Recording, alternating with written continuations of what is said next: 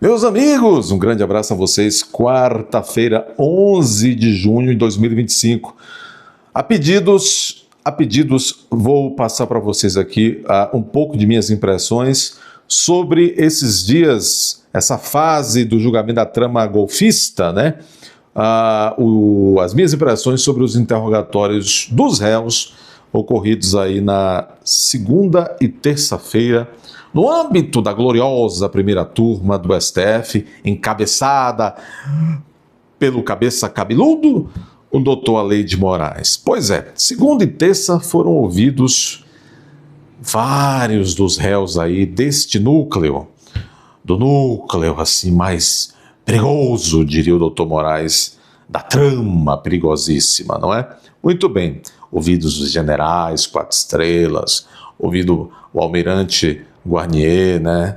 Comandante da Marinha da época Bolsonaro, ouvido Bolsonaro, ouvido Anderson Torres e tantos mais.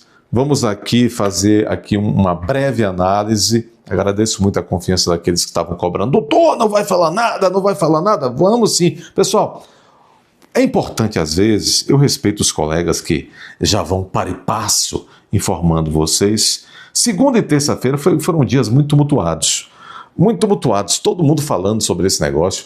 Vocês mesmos, os canais que não estavam falando exatamente sobre isso, vocês não estavam nem dando atenção, estavam vendo a transmissão dos julgamentos. Então, às vezes é melhor deixar decantar, né, a coisa, a gente ver o que tem que ver e depois refletir naquilo que tem que refletir, para depois dividirmos com vocês as impressões. Vamos lá. De maneira geral, bom, esta é uma frase instrutória, é uma das fases de produção de provas, a fase de interrogatório dos réus. Veja, o interrogatório é, sobretudo, um pouquinho de teoria do direito processual penal, o interrogatório é, sobretudo, meio de defesa. Há controvérsias aqui e acolá, mas é um meio de defesa. Tanto é que o réu pode silenciar no interrogatório. E o próprio silêncio é uma estratégia de defesa. Vamos começar então entendendo, porque esse é o momento, se diz que a instrução processual, essa fase onde se ouve testemunhas, réus, peritos, o que for, a cariação, o que for, é o coração do processo penal, o interrogatório é o coração do processo penal. Daí a importância. Sobretudo num processo estranhão, como esse processo da trama golfista, sobretudo num processo em que tem um acusado colaborador, um nome bonitinho, né? Acusado delator, o Mauro Cid, o nosso Joaquim Silvério dos Reis, não é? Interessante. Não à toa, o Mauro Cid foi o primeiro réu interrogado. Vamos lá. Impressões gerais. A meu ver, não há uma estratégia certa e uma estratégia errada. Claro, não estou falando aqui de erro grosseiro. Todos ali estavam acompanhados de profissionais da advocacia, todos homens experimentados e adultos, os próprios réus, diante, eu repito, de um processo extremamente estranho para dizer o mínimo. E então, alternativas, estilos de defesa, de estratégia defensiva poderiam ser adotados como foram adotados, e não há um certo ou um errado. Há custo-benefício disso, né? Isso pode dar mais ou menos certo para as pretensões defensivas, mais ou menos prejudicial, mas a vida é assim, inclusive nos processos é assim. É preciso fazer opções, é preciso tomar decisões. De um modo geral, vamos assim falar em relação à temperatura ali das oitivas, dos interrogatórios, as posturas defensivas. De um modo geral, a estratégia, assim falando em temperatura defensiva, a estratégia foi de não fazer um enfrentamento ácido, um enfrentamento mais, vamos dizer assim, mais duro da parte da defesa para com o doutor Xandé Silva.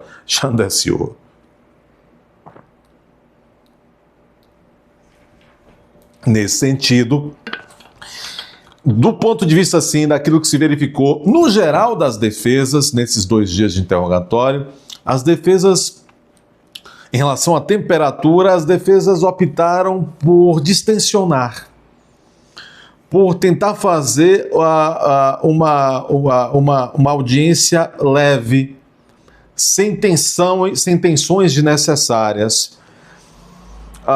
Isso, às vezes, sim, é recomendável. Às vezes, quando você sabe o tipo do processo, o tipo do juiz, o tipo do promotor, ou seja, da acusação, às vezes você vê que nem o promotor nem o juiz estão preocupados com as provas, eles querem mais é condenar.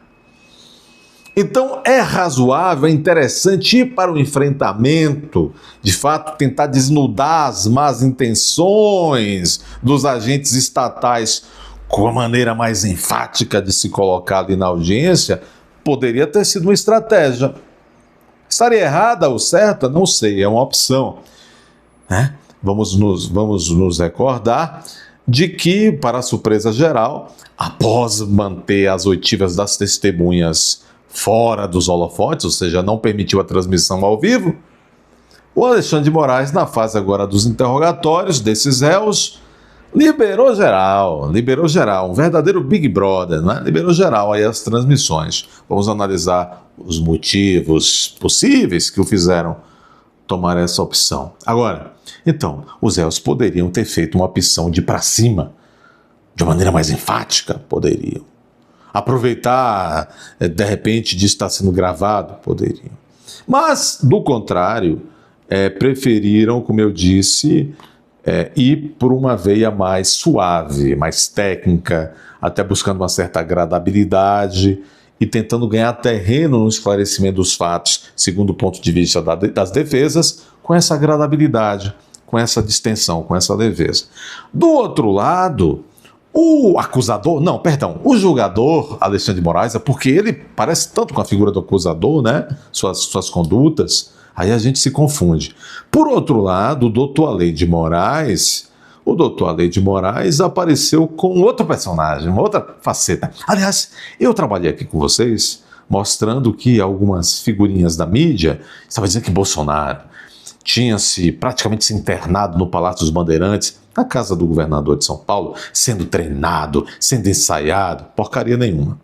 Agora, parece que o doutor Moraes foi treinado. Parece que o doutor Moraes foi treinado. Vocês viram? O Moraes apareceu assim, um outro personagem, mais leve, super educado com todos os réus, com todos os advogados. Olha, doutor Moraes, lembra daquele negócio da Globo? O Brasil que eu quero? O Brasil que eu quero é um juiz educado, condescendente com os advogados, com as partes, como o senhor tentou pintar esse personagem nesses 2 dias.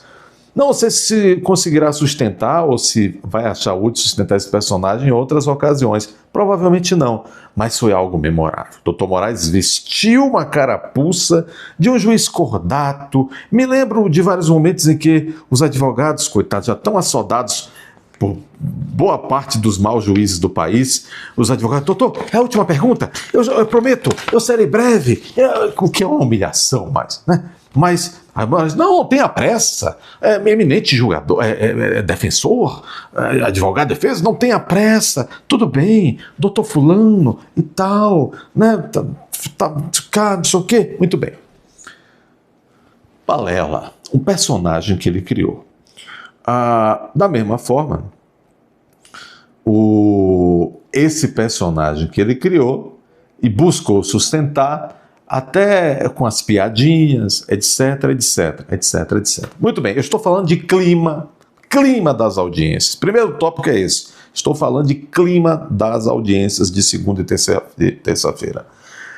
Agora, este clima, quando o Moraes, na minha opinião, por que o Moraes decidiu jogar esse negócio para ser ao vivo, para ser transmitido, sabendo dos riscos grandes disso?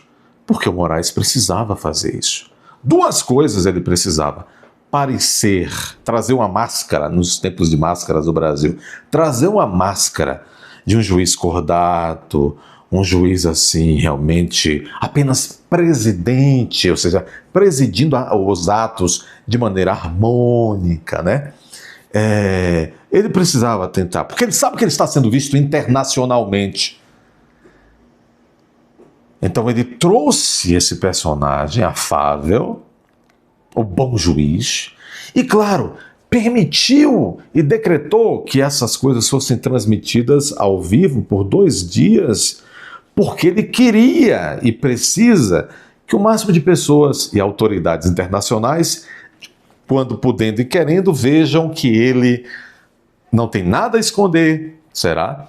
E, além disso, é um homem afável com os advogados, com as partes, etc, etc. O Moraes precisava loucamente apresentar isso dessa forma. Só que ele também não é tonto, ele é extremamente sabedor dos riscos que isso levava a experimentar. Os riscos.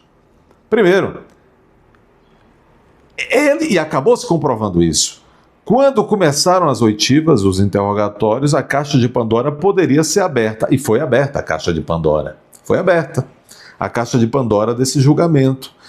E, além disso, outras coisas, outras imprevisibilidades, como, por exemplo, as reações das diversas partes. São muitas partes envolvidas, vários advogados, vários réus, e, sobretudo, um dos réus com um poder de comunicação imenso, o doutor Jair Messias Bolsonaro. E esses riscos todos certamente foram sopesados por Moraes, seus assessores e seus colegas, outros ministros do tribunal. Rapaz, você sabe do risco que você vai correr. Se você abrir esse troço para a população, você já não é muito amado. O Bolsonaro é muito amado. Se ele crescer para cima de você, se os advogados crescerem para cima de você, se o Sidão não conseguir sustentar as 1001 versões de sua delação, se o PGR, que é péssimo de pergunta, péssimo de audiência, não conseguir melhorar um pouquinho, como é que vai ser? Esses riscos todos, provavelmente, foram sopesados pelo Moraes, e entre corrê-los ou não corrê-los, os riscos, o Moraes, por necessidade, preferiu correr os riscos. E, na minha opinião, para fechar essa visão panorâmica, que eu falo aqui de temperatura desses 2 dias de audiência, na minha visão, o Moraes correu o risco que precisava fingir um pouco para a comunidade nacional, principalmente internacional, de que o processo não é tão fechado, de que ele não é tão mau, etc. Só que para mim perdeu. O resultado, o Moraes, que estava dentro da primeira turma, posando de comandante, posando de presidente, de senhor dos senhores, com S minúsculo. Portanto, é como se, por exemplo, o Moraes, que ele é corintiano, né? Corintiano.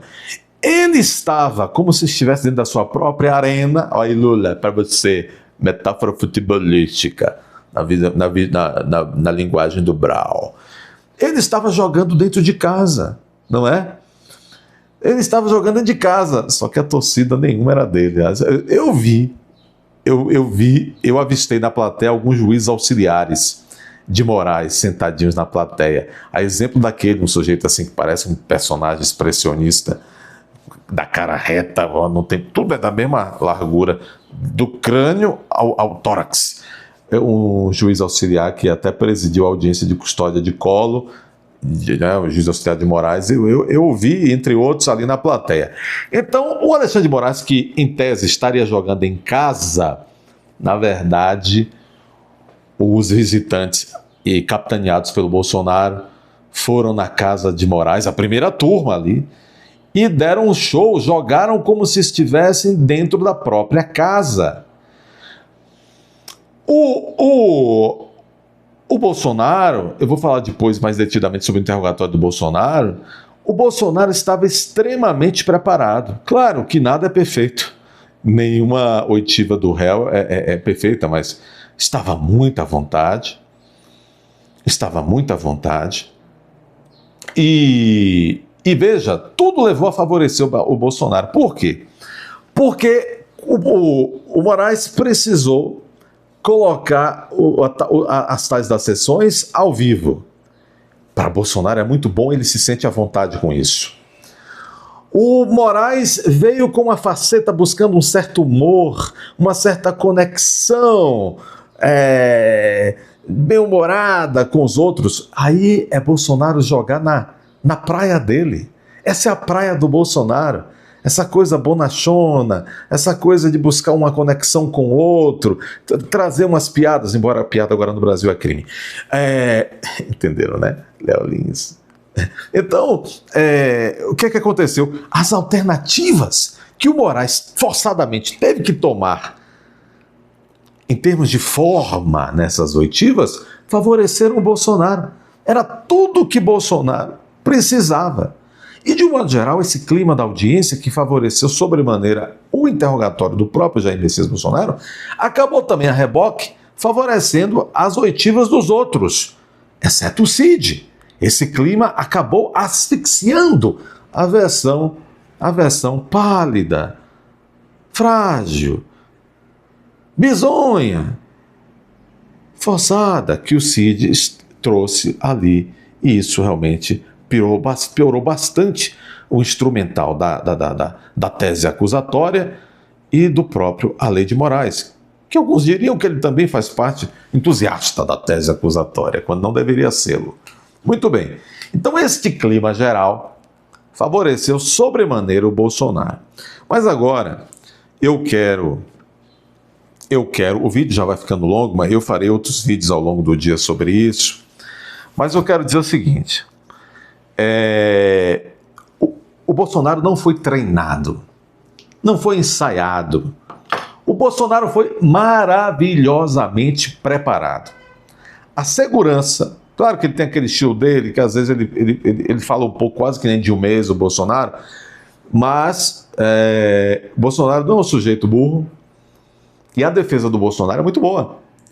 Porque a gente conhece, a gente que é do ramo no dia a dia conhece quando a defesa conseguiu fazer um trabalho pleno, um trabalho interessante, quando a defesa conhece os autos, quando a defesa tem capacidade realmente de trabalhar o seu cliente, não é ensaiar, não é produzir, não é treinar, é trabalhar. O que é a defesa? A defesa técnica está em quê? Para orientar o cliente. E no interrogatório, que é o momento máximo da autodefesa, a defesa técnica orienta para que o cliente possa exercer da melhor maneira possível a sua autodefesa, o seu falar, ali a sua contribuição de viva voz a todos que estão ali no processo para o esclarecimento dos fatos.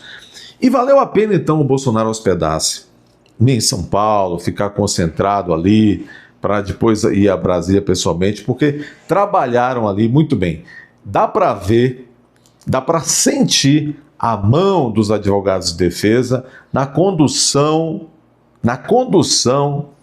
do preparar o olhar, o sentido do Bolsonaro para aquilo que seria lhe indagado, para aquilo que lhe seria exigido em termos de esclarecimentos nesse interrogatório. De um modo geral, foi um interrogatório bastante benéfico ao Bolsonaro. Eu vou analisar mais detidamente em outro vídeo ainda hoje as minhas impressões sobre o interrogatório do Bolsonaro, entre outros interrogatórios. Agora, o que eu quero dizer é isso. De um modo geral, o Bolsonaro estava jogando na casa do adversário Alexandre de Moraes e parecia que ele, Bolsonaro, estava jogando dentro de casa. O Bolsonaro conseguiu esclarecer aquilo que já é patente, que não houve GOC, que não houve tentativa de GOC, etc, etc, etc. Ajudou a esclarecer o quão frágil é essa acusação. O vídeo já vai ficando longo, essas foram só impressões gerais desse panorama geral. Falei mais aqui sobre opções e sobre temperatura, vamos dizer assim, ambiental dessas audiências. Então, se vocês me perguntassem, só para fechar esse vídeo, e vai que vocês não assistam os outros vídeos, então eu devo dizer o seguinte: foi muito melhor do que poderia ter sido, hein? O Alexandre de Moraes, veja, aquilo que começa errado não tem como depois consertar. Essa, na minha opinião técnica, essa peça acusatória, essa denúncia da PGR é extremamente fragilizada. Por quê? Baseado no inquérito da Polícia Federal, já bastante fragilizado.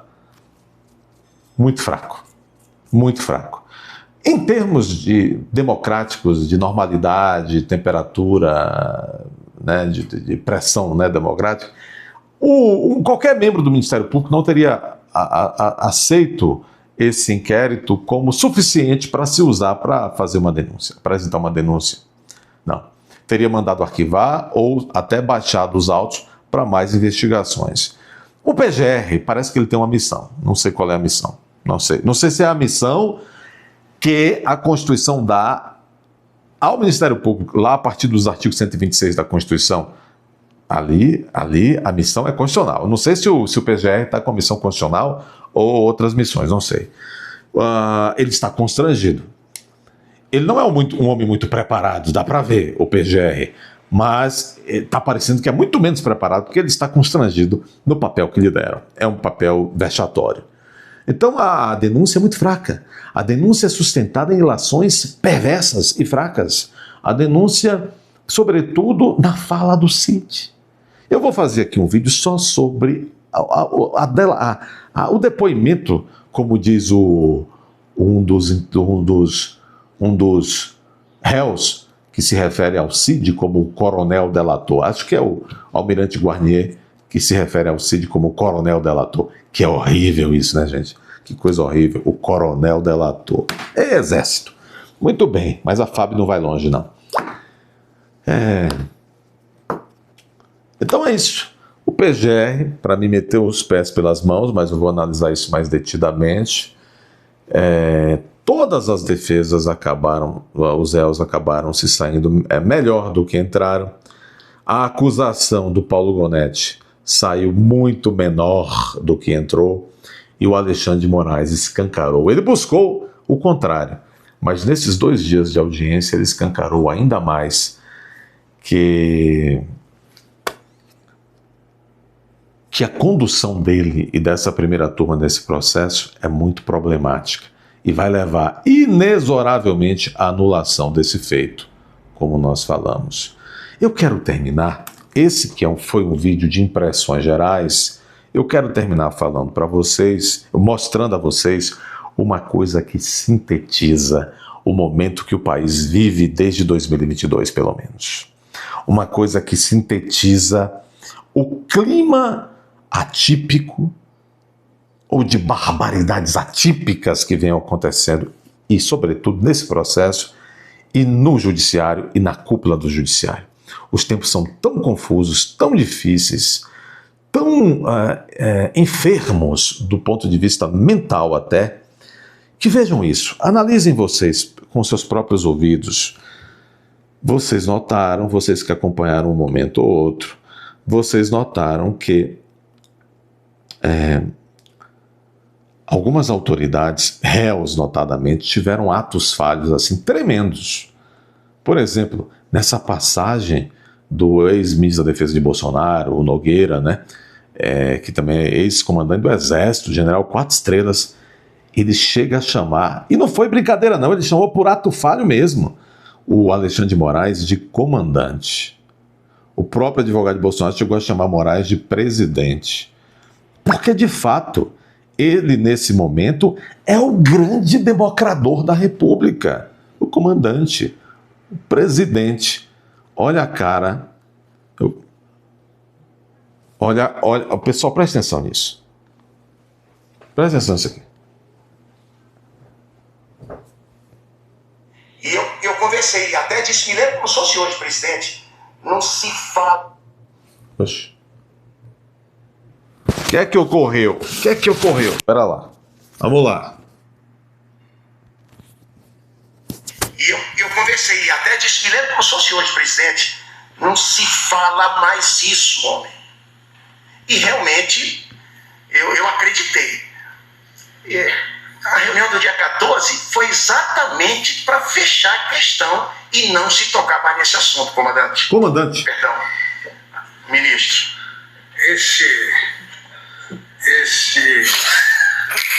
Isso é um elogio. Nas redes sociais eu já recebi elogios um pouco piores. General, então, é muito importante isso. Esse foi o comandante do Exército Brasileiro chamando Alexandre de Moraes de comandante. Depois pediu perdão. Perdão, ministro. E o Alexandre de Moraes dá uma patada histórica no Exército. Eu já fui chamado de coisa pior. Ou seja, ele despreza o posto de comandante. Horror dos horrores. Deixe seu like, inscreva-se. Confira a sua inscrição agora se você já está inscrito. Eles estão retirando as inscrições. Se for o caso, reinscreva-se agora. Não espere notificação dos novos vídeos, porque eles estão notificando apenas 0,5% de vocês. Deixem comentários, por favor, educados. Compartilhem, considerem tornar-se membros do canal, indo até a aba Seja Membro. Até eu também fiquei assim atônito, né? Vocês estão vendo, né? Eu fiquei atônito.